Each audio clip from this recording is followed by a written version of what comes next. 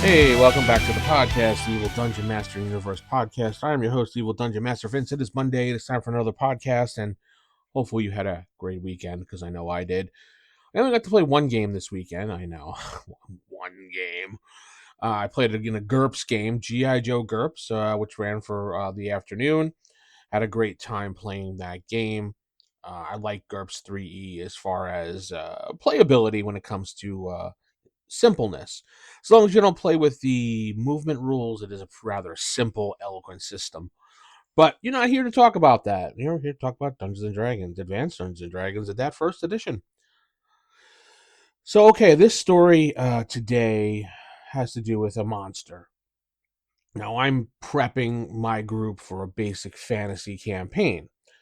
And around the world, there are going to be various orc tribes, like orc groupings. Now, it got me thinking, since there's different orc groupings, well, how is that structured? Now, basic fantasy really doesn't go into how that is structured, and number of appearing isn't the same as Advanced Dungeons and Dragons. It's a lot lesser number for basic fantasy because it's mimicking more of the BX version of D&D. But orcs with pig faces in Advanced Dungeons and Dragons have a total structure written out for them, which I completely forgot about until I was thinking about when I was like, this would be a great idea. Instead of these being orc camps that, just randomly they spawned up, maybe they're different tribes. And with different tribes comes different, like, cliques of people, different descriptions, and different leadership. So I went in and quickly grabbed the 1E Monster Manual, turned to page 76, looking at orcs with pig faces. Uh, and I'm saying it that way because that's how traditionally orcs were, with pig faces. And we always had that running joke on Roll for Initiative, orcs with pig faces. Now, it doesn't say I don't appreciate the Lord of the Rings style orcs that were, I don't know how to describe them, but they were those beastly giant creatures from the Shadows of Mordor game and the movies themselves. But I like my orcs with pigs' faces. So they are 30 to 300 appearing at once. So they don't travel lightly. They travel in large groups. Their armor class is only 6, the movement is 9. Their hit dice is only 1. They're pretty much a fodder creature. That's, basically a fighter that at higher level can just wipe out really easily. And while 30 to 300 orcs is quite a bit, a decent sized party can take out a scout party, or maybe 15 orcs if it's a good, heavily fought party, and they plan correctly.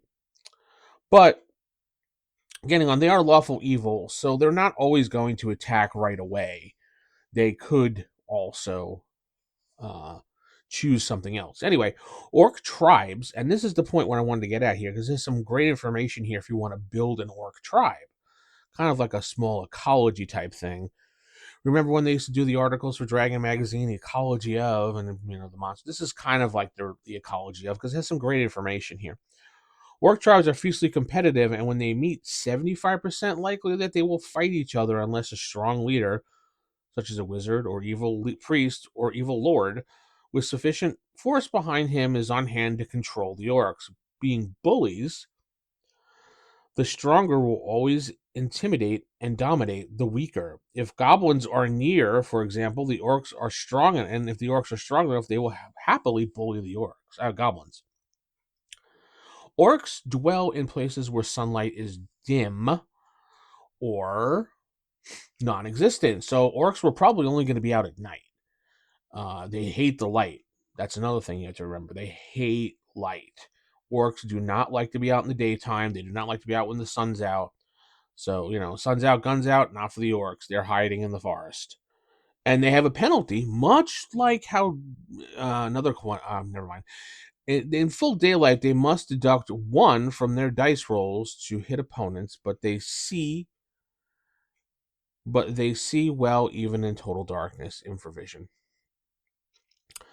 Known orc tribes include the following: Vile Rune, Bloody Head, Death Moon, Broken Bone, Evil Eye, Leopard's Head, Leopard's Hand, Rotting Eye, Dripping Blade. If orcs from one of these tribes are encountered in an area, it is likely all the orcs nearby will also be part of that tribe somewhere in the distance. Now, here's where it gets into a little more detail. For every 30 orcs encountered, there will be at least a leader and 3 assistants. These orcs will have 8 hit points each, being the biggest, strongest, and meanest in their group.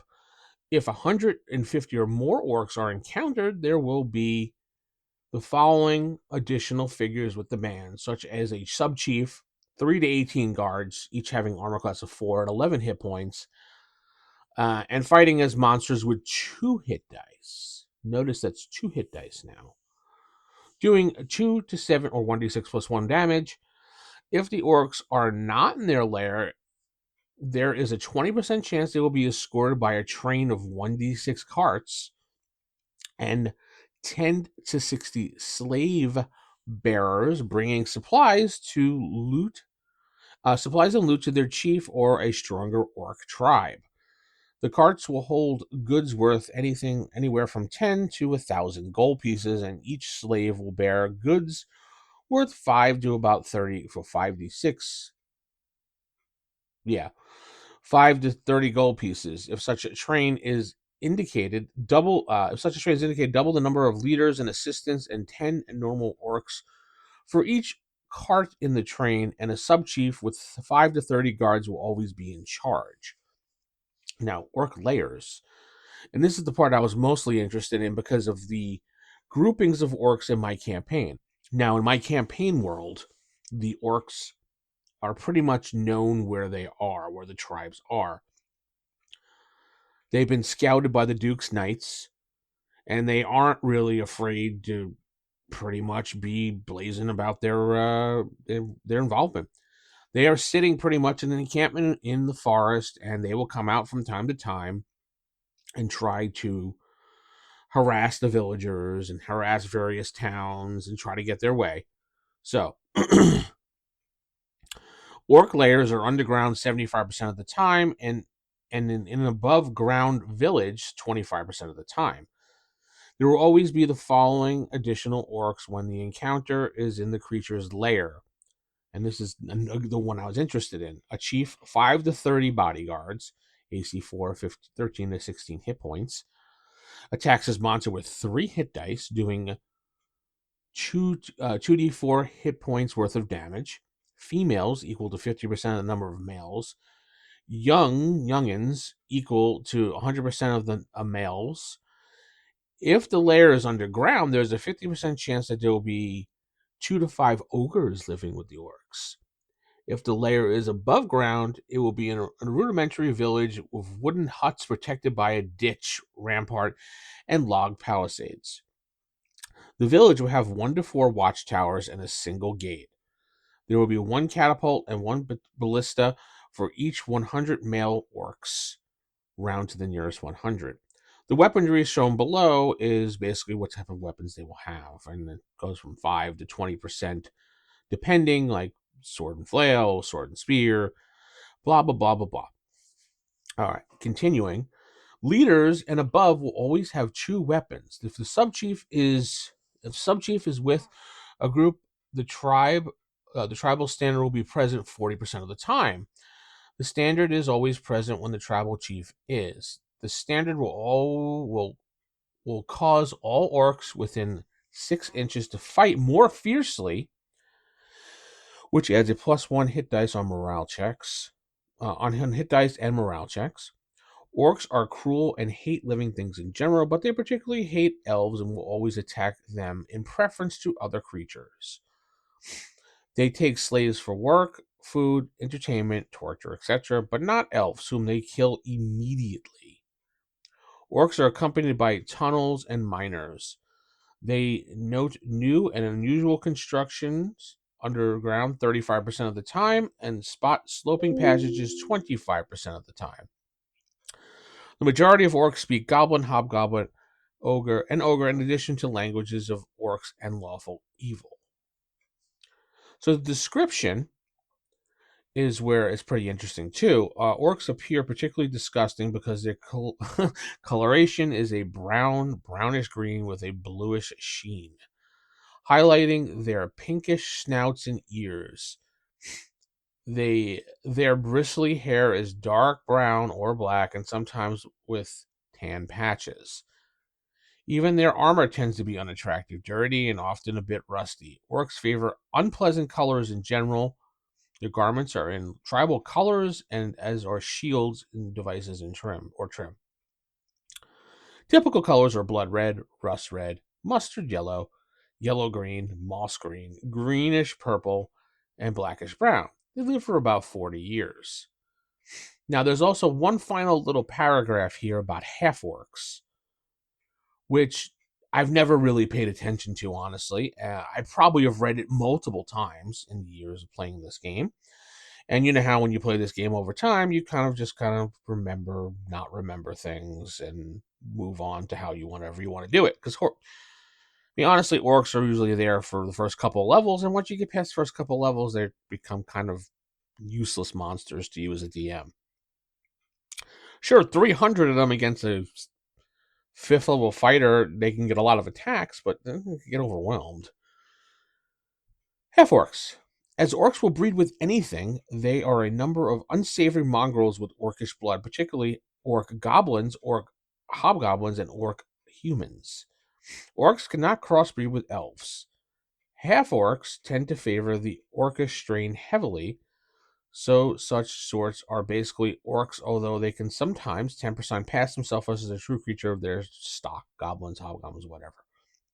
So you could, in your campaign, have tribes of half orc goblins, half orc hobgoblins, or just the standard orc humans if you want. So it's really up to you how you want to have these appear, because the orcs are pretty much tribal and will pillage and do whatever they want to do, and apparently will fornicate with just about anything as long as they're not an elf. Now, notice it doesn't say anything about dwarves. Can you have a half orc dwarf? I don't know. Half elf gnome? I mean, why not? I know that the half races really are stops between half orc humans and half elves, but there's no reason why they couldn't be half gnome or half, I don't know, dwarf, half halfling. I don't know. So what's a half halfling? A quarterling? I don't know. Some things to think about for your campaign, but that was just a look at orcs that I'm going to be using in my campaign for Basic Fantasy. And I thought it was interesting that it had its own tribal structure that I've never really paid attention to. Whenever I've used orcs, I've only used a certain handful of them, like maybe like a scouting party or a protection party or something. And if I did do an orc lair, I never really structured it such as this. And I love that this has a whole structure system set up for it. It's just one of those things that you kind of overlook in the years when you're playing a game for so long that you take it for granted. And this is one of the things you take for granted. Well, at least I did.